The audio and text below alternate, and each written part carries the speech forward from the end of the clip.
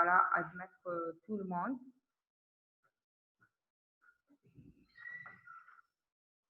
Alors, on passe maintenant à l'hypersensibilité dentinaire. Pour l'hypersensibilité dentinaire, donc là, il faut savoir la différence entre les trois théories. C'est pour expliquer la sensibilité dentinaire à l'état physiologique pour la dentine. Mais même pour donc l'hypersensibilité dentinaire, elle est basée sur les trois théories. D'accord? Donc là, pour expliquer cette sensibilité, on va se baser pour la sensibilité. Pour expliquer l'hypersensibilité, on se base sur la sensibilité dentinaire pour expliquer ce mécanisme. Alors, c'est quoi une hypersensibilité dentinaire? C'est une douleur brève, vive et aiguë, engendrée donc là par...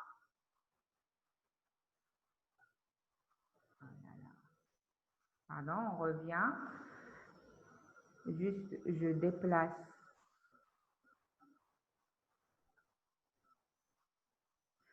Vive et aiguë, engendrée par des stimuli intraoraux de nature chimique, donc là, physique, thermique et osmotique, appliqués sur une surface dentinaire exposée. J'insiste sur exposée parce que la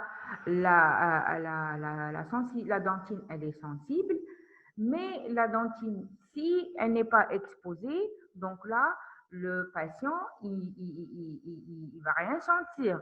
D'accord? On est d'accord sur ça. Elle est sensible tant qu'elle devient sensible si elle est exposée, qui ne peut être attribuée à aucune autre forme d'anomalie ou de pathologie dentaire. Voilà, ça, c'est carrément, on va dire, la base du diagnostic différentiel. C'est-à-dire là, si le patient va vous parler de douleur dentinaire, et quand vous allez faire votre examen clinique, vous allez trouver une qualité de carie. Là, vous n'allez pas parler de sensibilité ou bien d'hypersensibilité dentinaire. On est d'accord. Là, vous allez diagnostiquer, donc là, la carie dentaire. Par contre, si vous allez consulter, vous ne trouvez pas de cavité, de carie, de perte de substance, d'anomalie ou d'autres pathologies, donc là, vous allez l'attribuer à l'hypersensibilité dentinaire. Le mécanisme physiopathologique. Comment? Donc là, il va y avoir ou bien l'installation de cette hypersensibilité dentinaire. D'abord, l'aspect étiologique. Quelles sont les étiologies qui vont donc là engendrer cette hypersensibilité? D'abord, il faut qu'il y ait une exposition dentinaire, c'est-à-dire une zone dentinaire dénudée. Exposition ou bien la dénudation de la dentine. D'accord?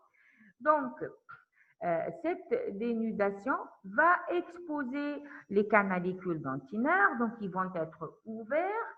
Cette ouverture des canalicules dentinaires, donc là, elle va engendrer une perméabilité dentinaire accrue. Les dentines, donc là, les tubuli dentinaires, puisqu'ils sont perméables, parce que la dentine, ce n'est pas un tissu qui est compact, d'accord? C'est pas comme l'émail. L'émail, donc là, c'est un tissu qui n'est pas perméable. Par contre, la dentine, c'est un tissu qui est perméable justement par l'existence de ces canalicules ou bien de ces tubuli dentinaires.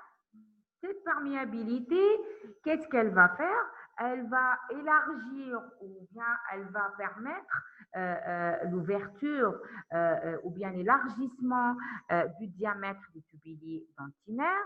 Et donc là, elle va aussi, elle est en rapport plutôt avec le diamètre des tubuli dentinaires et avec le nombre des tubuli dentinaires. Donc, vous savez tous que dans la composition de la dentine, le diamètre et le nombre n'est pas stable.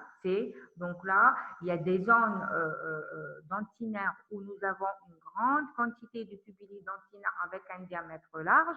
Il y a des gens où nous avons donc là moins de tubules dentinaires avec un diamètre étroit. C'est en fonction aussi de l'âge des patients. Là où nous avons des phénomènes donc là de sénilité, on va avoir donc là de sénilité ou bien sénescence pathologique ou bien physiologique. On va avoir des diamètres qui sont plus étroits et donc la sensibilité, elle va être différente en fonction de ces deux paramètres, le diamètre et le nombre des tubules dentinaires.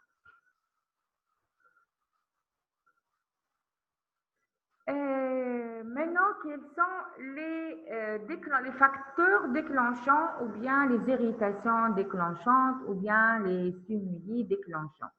Alors, nous avons les facteurs déclenchants thermiques, chimiques, bactériens et mécaniques.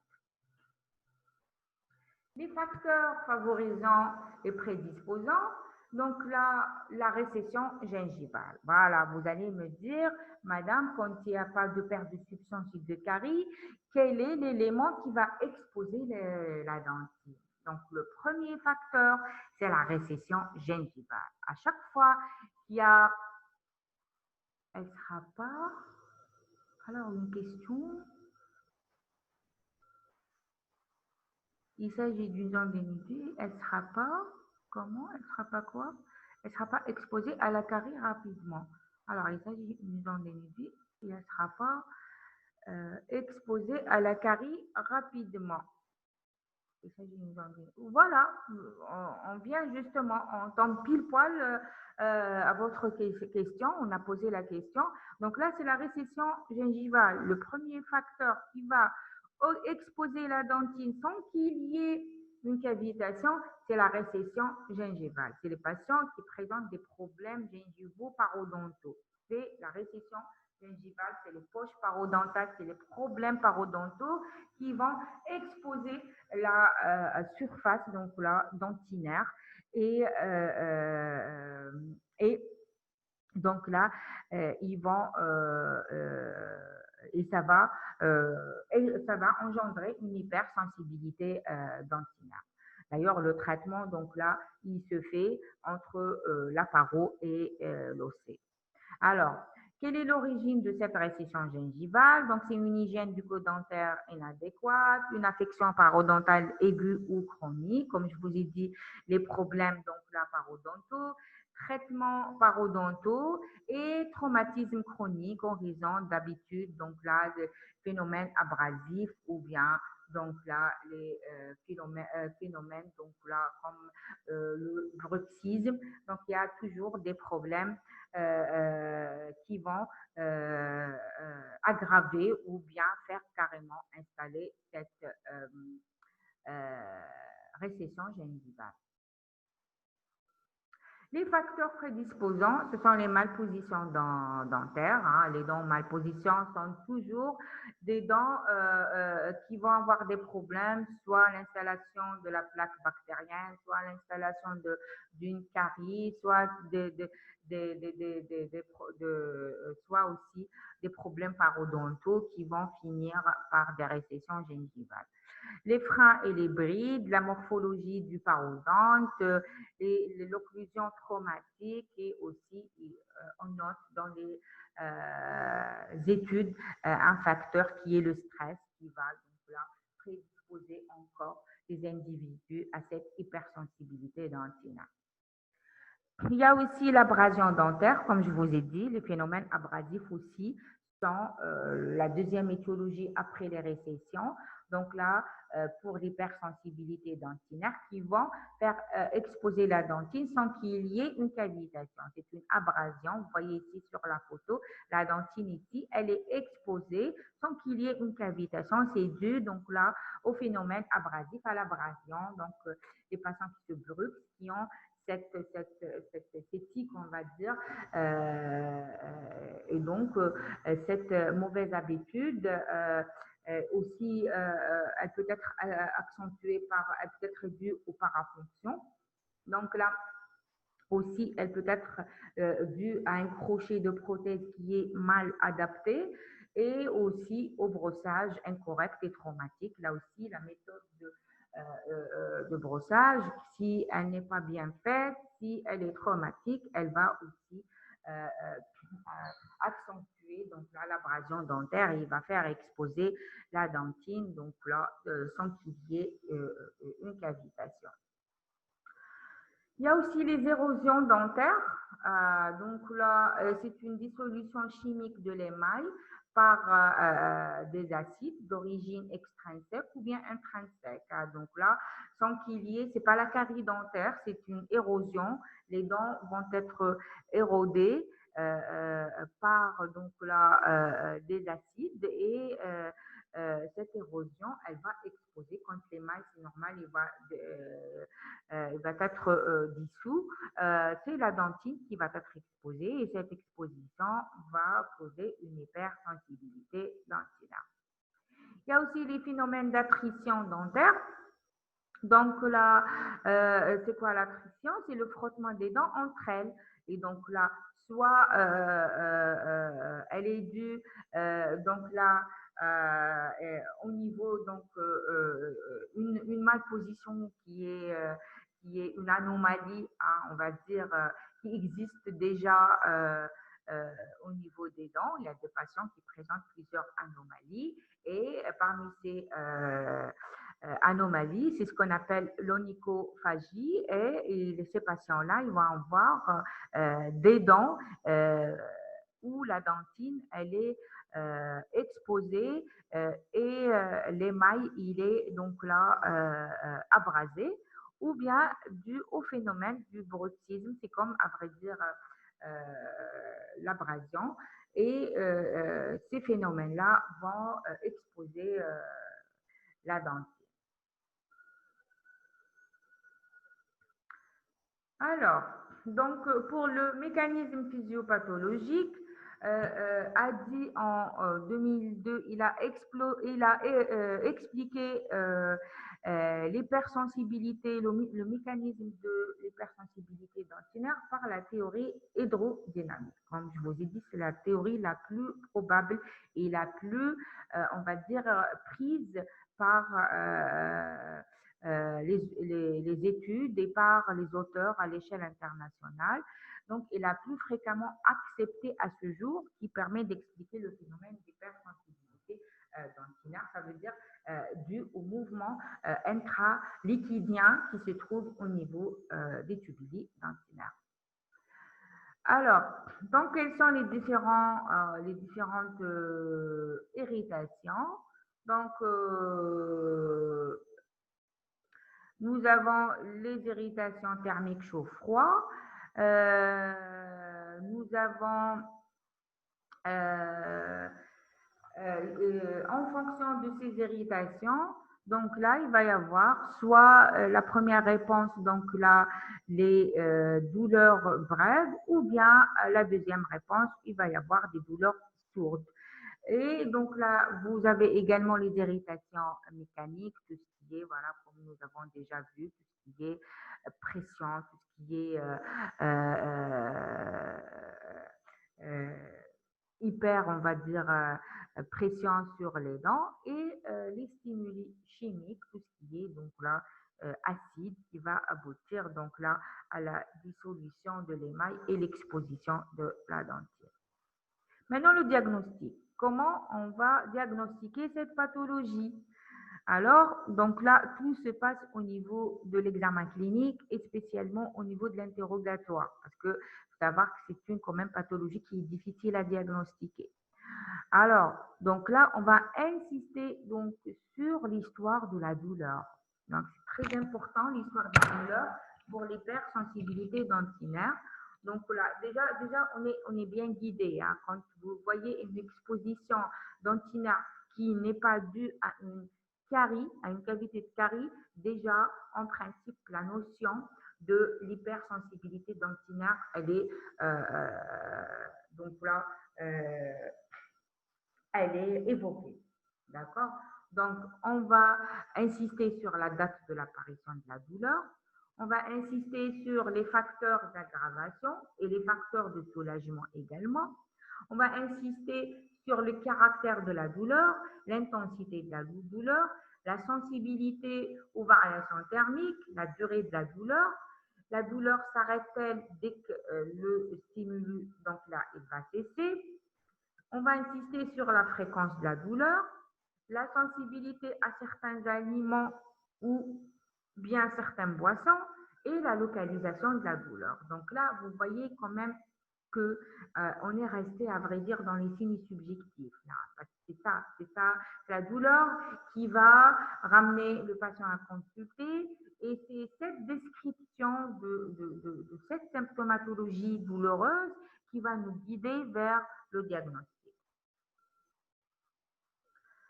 Alors, on va insister sur les antécédents généraux et locaux, on va insister sur les traitements en cours, on va insister sur les antécédents alimentaires, on va rentrer même dans les antécédents alimentaires, les patients qui vont vous dire j'aime bien manger tout ce qui est acide, j'aime bien manger tout ce qui est piquant, j'aime bien. Donc là, on appelle ça les antécédents alimentaires parce que généralement, c'est ces patients, hein, ceux qui prennent beaucoup d'acide, qui ont sujettent donc là à avoir de l'hypersensibilité dans le tinaire en cas d'exposition dans le tinaire, hein, qui reste quand même le facteur le plus important.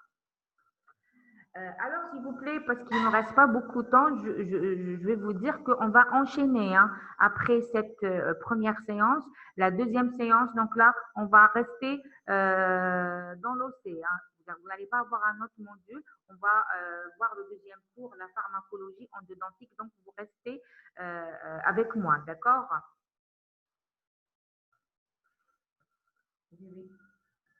Alors, il y a une question. La perte de substance est localisée sur une dent ou bien plusieurs dents pour provoquer une douleur sur toute la cavité buccale, s'il vous plaît. Non, la douleur reste localisée. D'accord? C'est en fonction, donc là, de la dent. Mais c'est vrai, mais généralement, parce que là, quand il y a un problème abrasif ou bien quand il y a un problème, une récession gingivale, donc là, quand l'étiologie, c'est en rapport avec l'étiologie. Quand l'étiologie est une récession gingivale, donc là, l'hypersensibilité, elle va être au niveau de la région où vous avez la récession gingivale. Maintenant, si la récession gingivale, elle touche une seule dent, donc l'hypersensibilité, elle va être installée au niveau de cette dent.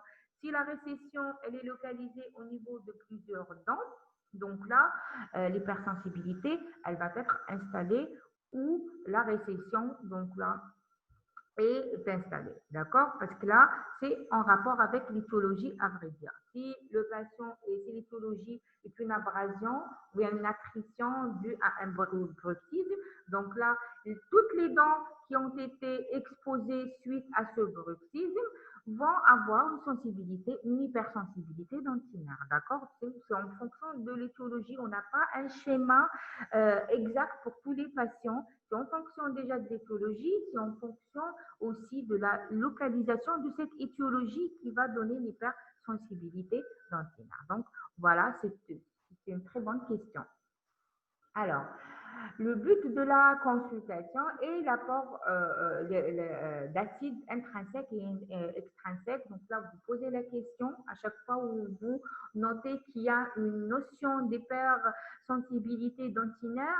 Déjà, donc essayez de, quitte à reprendre l'interrogatoire, hein, parce qu'au début, on pense toujours à la carie, mais quand là, vous faites votre inspection et tout, et vous ne voyez pas de cavité de carie alors que vous êtes sûr que le patient est en train de souffrir, hein, il souffre, donc essayez de reprendre l'interrogatoire, essayez de rentrer même dans l'aspect médicamenteux des patients, même dans l'historique et aussi son alimentation. Hein, parce que généralement, les patients qui ont une alimentation acide, donc là, ce sont les patients les plus vulnérables à avoir une hypersensibilité dentinaire. L'examen endobuccal, l'identification de la dent, bien sûr, ou zone dentaire. Parce que généralement c'est une zone dentaire, hein, généralement. Parfois, c'est toute la bouche, hein, quand il y a vraiment une récession importante, quand il y a vraiment une abrasion qui touche, donc là, pratiquement toutes les dents. Et donc là, ça, c'est vraiment les patients qui vont avoir beaucoup de gênes fonctionnelles, beaucoup de douleurs et qui viennent vraiment, donc ça va handicaper vraiment leur vie normale.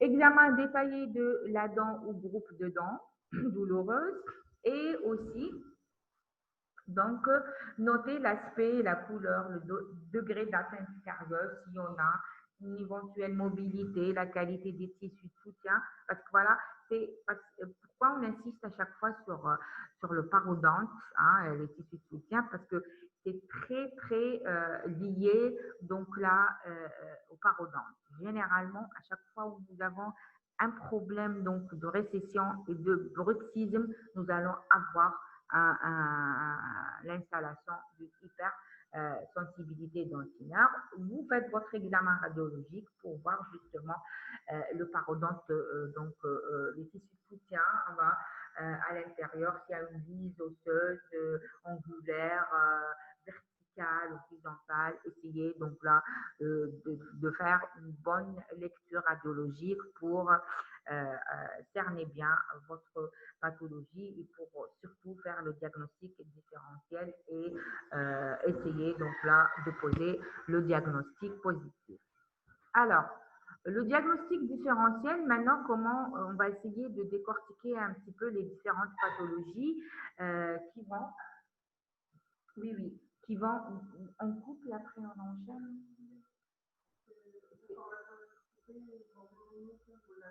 Je préfère parce que là, c'est tout, c'est carrément, il y en a 4 diagnostics à expliquer. Parce qu'on va être coupé, s'il vous plaît. Voilà, on va couper et on va reprendre, d'accord? Parce qu'il nous reste 1 minute, donc là, c'est pas suffisant d'expliquer tous les diagnostics différentiels. Donc, on va couper et après, on va enchaîner une autre séance. D'accord? Restez avec nous.